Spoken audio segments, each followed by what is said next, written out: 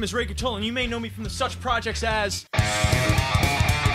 You may also know me as the host of the internet's favorite harness handicapping show, North American Harness Update, which I host with these two guys, Mike Frebozy and Rod Adams Jr. Every Friday from 9 p.m. Eastern, you can catch us talking harness, handicapping harness, and most importantly, having fun with harness. Can we please get this stuff out of my face? Thank you! North American Harness Update, Fridays from 9 on SRN1. Also download Often Pacing and using promo code NAHU200K, start your stable with an additional 200,000 coins. You can also catch show archives and racing analysis over at our website, NAHUPicks.com!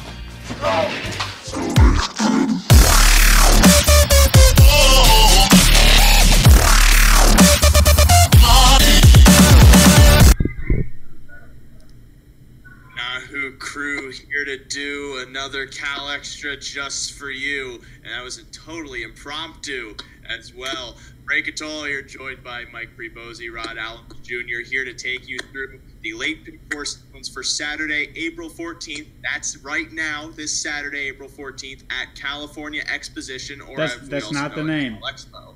Hey, it is called the California Exposition. No, it used to be. It's Watch and Wager CalExpo. You bing it, and then you ask Jeeves, and Jeeves says it's also the California Exposition. But this pick four at the CalExpo, California Exposition, whatever you want to call it, it's got a little bit of quirks. It's got a 16% takeout, 20-cent minimum, and a $50,000 guaranteed pool, all starting with the seventh race. This seventh race, as we look over at our past performances, non-winners of 3,000, our last 5 starts, pace purse at 3,900, 9 horses going postward. Mike, to start us off, did you see this as an opener race? No, I'm going to single the one. The horse draws perfect, drops out of open twos. You know, raced well last time, 2 home, 27-2. I like the final quarters on this horse, and fits at this level. It's been winning, you know, in open races and these upper condition races there. Usually the biggest problem is the horse has a little too much to do. I think with Plano and the rail should be a little better served here, and is a likely winner at a shorter price. So I'll single the one. I wasn't expecting a single on the one there, Rod. Do you think the one's as big a factor?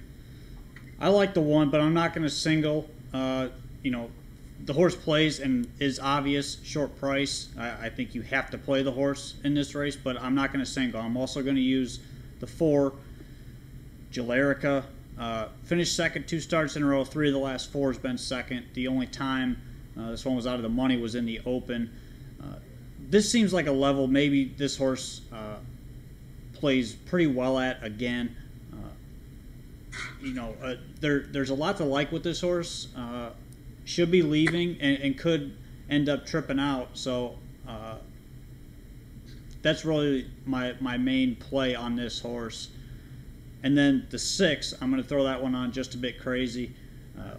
Last week came home a winner, made a quarter move to the front, and you know, it was a pretty big half to be moving into, and this horse, you know, took a new life mark in that race. So a lot to like coming off of you know, the best race of his life, and it is a step up, but I think at a price this horse does play and could be following cover tonight. So that's another key for me. 1, 4, 6.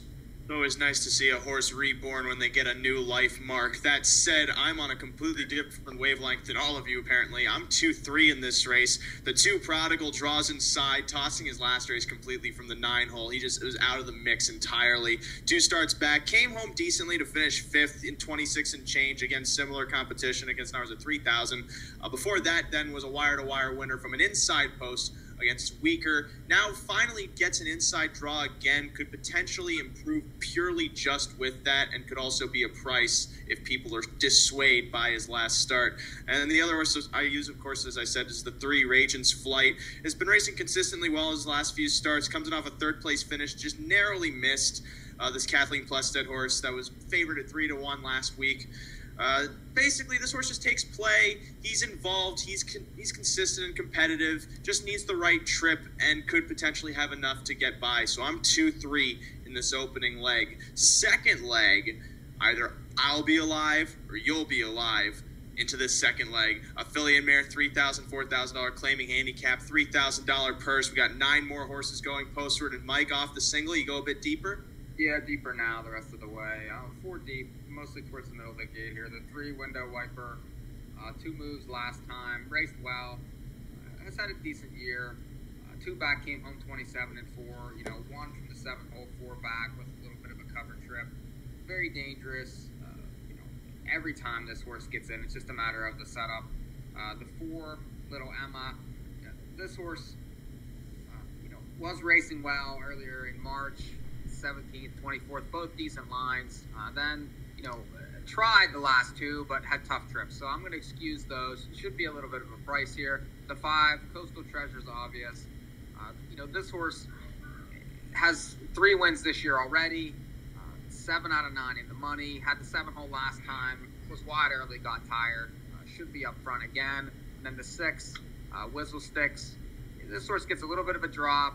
Was impeded 2 back with bad cover. You know, again, a lot of tough trips here. Another price that I think is worth considering. 3, 4, 5, 6. 4 for Mike here. How many for you, Rod? I'm also 4 deep. I'm using 2 of those horses. The 3, Window Wiper. You know, she plays in most of the races. This is a decent level for her. Last week, coming off a good race, moved first over, cleared, and just got tired late. Got caught, basically. And I actually didn't use her last week, and it ended up being a good move, even though I didn't hit the pick 4. So, but I am going to use her tonight. I think she plays tonight in this race. The 5, morning line favorite, does not have to win, but this horse plays just about every single week. Just got tired on the lead last time, on and off track. So I think you have to use that one. The 8, I'm going to throw that one on Nutmeg's Desire. Mooney's Fencing stays on. This horse last week just sat the rail. Didn't really have much chance to win the race, so I'm kind of going to bypass that race. 2 starts back, this horse raced really well. Tripped out, got away 3rd. Never moved, and then came up and you know, finished a good 2nd. So I'm going to play based off of that line. And then the 9, Along Came Jane. Tough post, but last week won with the 2-hole trip. Has been racing well for several starts now. If the horse is close enough, turning for home, I think she's a big player in here. So 3, 5, 8, 9. You guys are surprisingly deep, at least in my eyes, because I'm only taking 2 in this race. I almost singled with the 5 Coastal Treasure just because the race seems to set up entirely for her if she just goes to the front and commandeers this field. However, in the event she doesn't, because last week she faltered on the lead to finish 5th, I also threw on the 4 Little Emma, who could potentially be up close and just overtake horses late if the pace collapses, as it possibly could. But Coastal Treasure seems like a tough favorite to beat if no one else challenges for the front. Either way, I'm 4-5 in this 2nd leg. 3rd leg I thought was the most wide open of this entire sequence. It's the open pace for $6,600. We got 7 horses going postward here. And Mike, I have a feeling, did you push the all button? No all button. I thought about it, but I'm going to do that in the next race. But I'm going to be 4 deep here, using the 1, Better in the Bank. Improved the last time, flew home 27. Now steps up. I like step-ups into these races, especially out here. The 3, Better's Promise, dominated last time, even with the headwind on the front. Has been at this level, 4 wins this year already, definite use. And then the outside 2. What's that? All my exes live in Texas. I like that. You know, this horse has been open the last 3 times. You know, 1, 3 back, beat in those 2 back. Last time roughed up, never got the lead from the 7 hole. Still raced well to be 4th. Automatic use. And then the 7, I'm an Athlete. Has won 2 in a row at the level. Draws outside. 5 wins this year. All these horses are very live. The triple matter. 1, 3, 6, 7. Rod, I know you have a lot of exes, but do they all live in Texas? No, thank God. Okay. But 2, 3, 6, 7 for me. The 2, East Ender. I throw this one on. Tripped out in a class below this last time. You know, I think with the inside draw, as long as Plano gets this horse away close to the front, I like this horse's chances, and is going to need to get a trip, but you know, likes this track. The horse likes to win, so I'm going to throw that one on. The 3, I really had nothing to add there. The horse was awesome last week. has been pretty good all season, so I'm using. The 6, nothing really to add there. Game trip last time, just got a little tired late. And then the 7, I'm an athlete, has been right there every single week this year. I think you have to use that one on any ticket you play. 2, 3, 6, 7. I'm going to take a holistic approach to your guys' handicapping. I'm going to take all 5 of the horses that you're talking about. I'm 1, 2, 3, 6, and 7. I might as well talk about the horses I don't think you're going to win. The 4 almost cut my hair. Don't think he's going to win. This horse just seems to quit in his starts. He can come home somewhat fast, but he's usually chasing horses, and that's not really an appeal to me. The 5, One and Only, is another one that just seems to be chasing horses. He hanged last time at this open level to finish 3rd. He's one that could hit the ticket, but not necessarily as a good win contender. But that said, the 4 and the 5, I don't think can win. The 1, 2, 3, 6, 7, I do think can win. That's why they're the 5 I use in this ticket. Moving on to the final leg then is race number 10. This is a doozy of a condition, so bear with me. Non-winners of 2,000 or fillies and mares 3,000 in 2018. 10-year-olds and up with a $1,000 allowance. Also eligible non-winners at $200 per start, but if you're a filly and mare, it's $300 per start. Or the last start had to be for $3,000 or less. Do we all understand what that means? Fantastic. Yes. So, Mike, starting off with you. I heard you say you're alling this race. Why? Alling because there's essentially no form in a thrown-together condition to fill a race. A lot of these horses have been off form or, closing to be 2nd, closing to be 3rd. Not a lot of W's on the page. I have really no clear-cut angles to give anyone. All chaos please ensue. Rod, do you have some angles to give us? A little bit. I'll start with the 1, Surprisingly Sweet. This one has shown some form, racing in cheap races, but I think is gaining a little bit of confidence.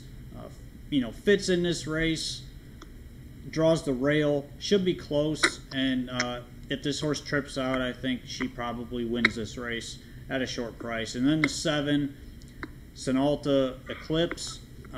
This is a trainer change tonight. First start for Renee Goulet. Last time, this horse just had nothing, but now goes into this barn. 2 starts back, the horse raced good. I think the horse is going to improve with the barn change, so that's why I went ahead and threw that horse in there. So 1 and 7 for me. Yeah, Rod, you're entirely wrong. I'm 2-5 in this race, and that means I'm right because the 2 horses I like are clearly better than the horses you like. Wrong. Richelieu Cowboy, I fancy even, purely because he draws the inside again. Last time out from an outside post, just seemed out of it purely because of his post. He at least finished 4th. He gained some ground 2 starts back in 27 and change against Hours of 1,000, so the inside draw could definitely benefit him here.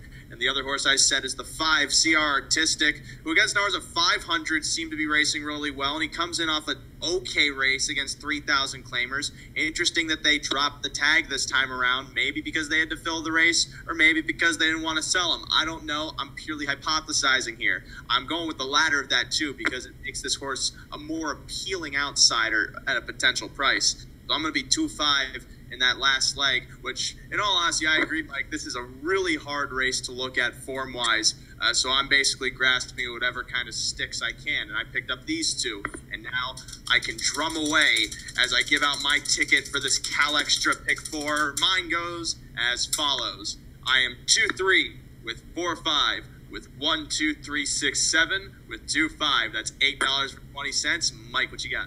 1 with 3, 4, 5, 6 with 1, 3, 6, 7 with all. It's $22.40 for 20 cents. Rod. 1, 4, 6 with 3, 5, 8, 9 with 2, 3, 6, 7 with 1, 7. It's $18.80 for 20 cents. And that said, that does it for this edition of the CalExtra for the late pick 4 sequence at CalExpo for Saturday, April 14th. You can catch these on our website, NAHUpicks.com, where you can also find racing analysis from racetracks every race day, including Western Fair, Woodbine, Mohawk Park, and the Meadowlands Racetrack. However, Woodbine Mohawk Park canceled this evening, but we do have Meadowlands Racetrack picks up there at NAHUpicks.com, as well as replays of the live show we do, North American Harness Update, every Friday from 9 p.m. Eastern on 148.ca/1, as well as on Facebook, Twitter, Periscope, YouTube, any kind of streaming platform imaginable. And make sure, if you're watching this and you're able to attend, grab a computer, have internet access, do not live in the woods, to check out our live show at Vernon Downs Friday, April 20th. Approximate start time, 5:45 p.m. We're going to be covering the racing action from Vernon Downs, the entire race card, both on our live feeds and over the simulcast from Vernon Downs. All that and more coming within the next week. But for now, hopefully, you can make some money in this Cal Expo Pick 4, because it's a tough one.